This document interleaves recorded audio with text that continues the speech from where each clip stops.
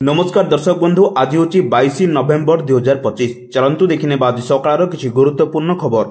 जदि पर्यंत वीडियो को लाइक करना वीडियो को लाइक करने सह चैनल को सब्सक्राइब करी कमेंट माध्यम जानतु आपण माने केउं जिल्ला देखुछंती जहाद्वारा एभली गुरुत्वपूर्ण खबर आपण मानक पाखरे सर्वप्रथमे पहुंची परिबो। नंबर 1 बंगोपसागर रे सृष्टि होला घूर्णिबलय। समुद्र पतन ठारू 5.8 किलोमीटर विस्तीर्ण अंचल रहिछि।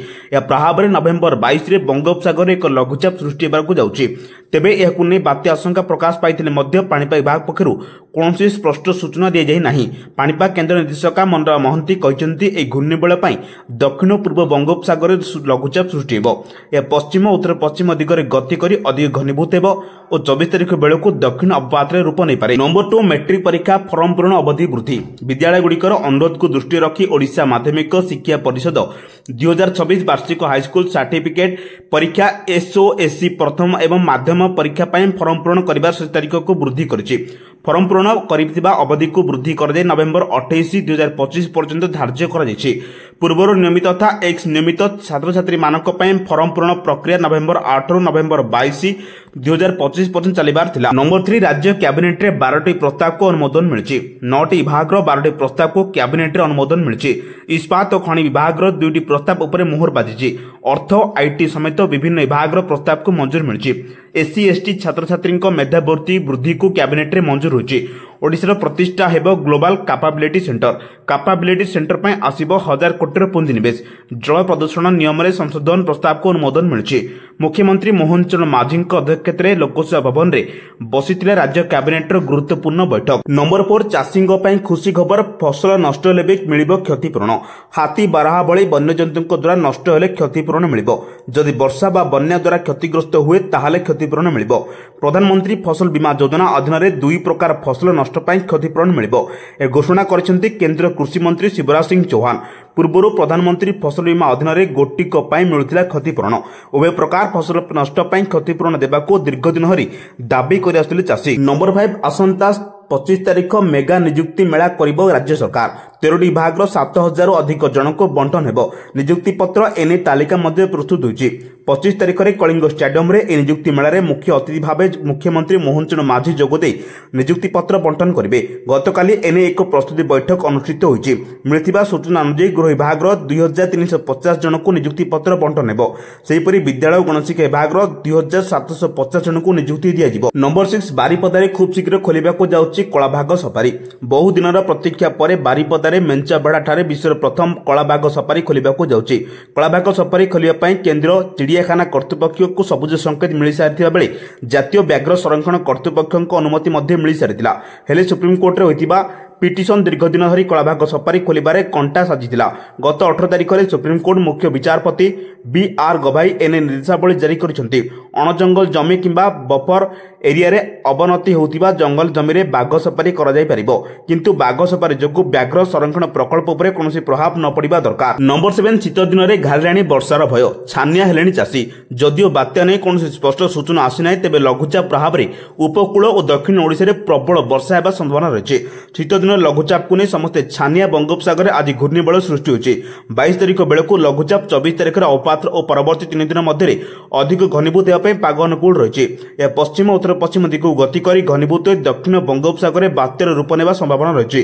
बात्यार संभाव्य गतिपथ नहीं कौन स्पष्टता पाणीपाग विभाग सृष्टि करना।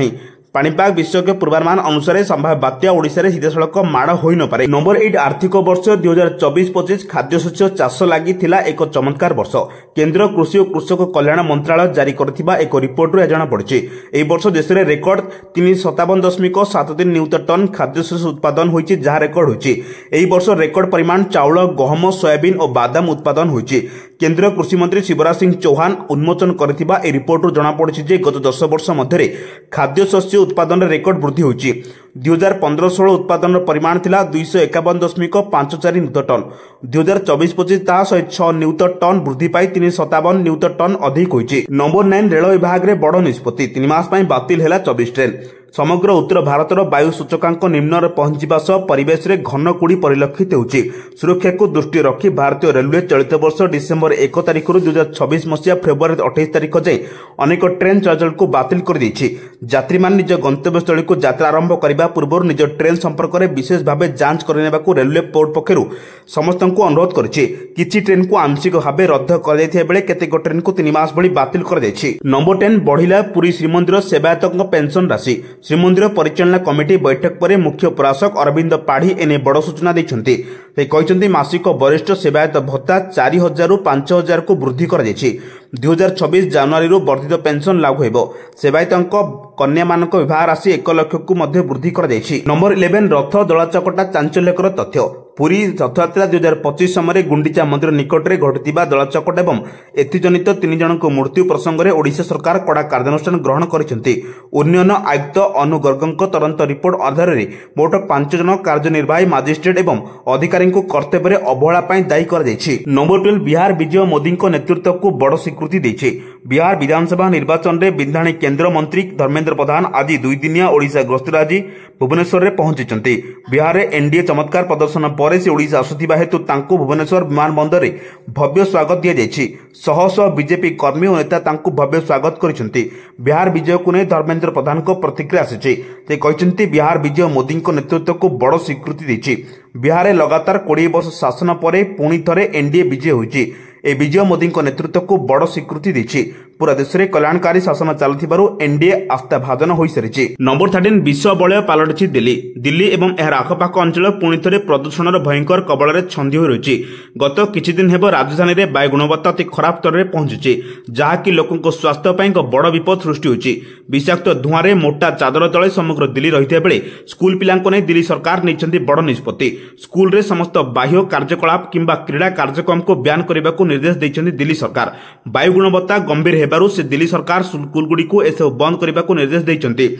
शीत ऋतु में क्रीड़ा ऋतु एही समय विभिन्न प्रकार क्रीड़ा महोत्सव वार्षिक उत्सव होता है, यह बंद करने को निर्देश दैछन्ति। नंबर 14 रेलवे रे 12,04,000 पदवी पर बंफर नियुक्ति। रेलवे चाकरी पर प्रस्तुत होतिबा लक्ष लक्ष युवक युवती बड़ खबर। उत्तर रेलवे नूतन अधिवेशन पर 4,000 अधिक अप्रेंटिस पदवी पर नियुक्ति प्रक्रिया आरंभ घोषणा करिछि। ए नियुक्ति प्रक्रिया को रेलवे क्यारियर करने को चाहूथिबा एवं दीर्घ समय धरि एक प्रमुख नियुक्ति पर अपेक्षा करथिबा प्रार्थीଙ୍କ ପାଇଁ ଏକ ସୁବର୍ଣ୍ଣ ସୁଯୋଗ ବୋଲି ବିବେଚନା କରାଯାଇଛି। ଗୁରୁତ୍ୱପୂର୍ଣ୍ଣ କଥା ହେଉଛି ପଦବୀ ପାଇଁ କୌଣସି ଲିଖିତ ପରୀକ୍ଷା ହେବ ନାହିଁ।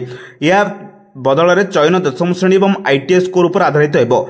यार अर्थ होछि जे दृढ़ योग्यता चयन संभावना को वृद्धि करिवो। ए नियुक्ति ପାଇଁ आवेदन प्रक्रिया को नवेम्बर 25 तारिख आरंभ हेबो एवं डिसेम्बर 24 2025 पर्यंत चलिबो। आगरे प्रार्थी माने सरकारी वेबसाइट rrcnr.org परिदर्शन करी फॉर्म पूरण करि परिबे। नंबर 15 पाखे आसिला पीएम आवास योजना पंजीकरण शेष तारीख।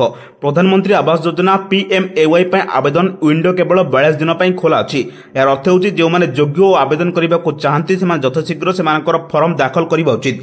एई विंडो किंबा अभियान आधारित समय सीमा प्रायतः परिवर्तन हुए, तथापि पोर्टल किंबा सीएससी परिदर्शन करी एवं स्थिति ट्रैक करी तुरंत आवेदन करिबा को परामर्श दिया जायछि। पूर्वरु समय सीमा वृद्धि हेबार रिपोर्ट आसिथिला, तथापि विलंब करिबार लाभदायक, नचेत आपण हातरे एक भल सुजोग खसी जाय पारे। एई बळी गुरुत्वपूर्ण खबर पाया पई आम चैनल से जोड़ी रहंतु। जदि पर्यंत वीडियो को लाइक करनांती वीडियो को लाइक करिबा सह चैनल को सब्सक्राइब करी कमेंट माध्यम जणातु आपण माने केउ जिल्ला देखुचंती, जहा द्वारा एई बळी गुरुत्वपूर्ण खबर आपण मानक पाखरे सर्वप्रथमे पहुंची परिबो। ब्यूरो रिपोर्ट, सावधान ओडिशा।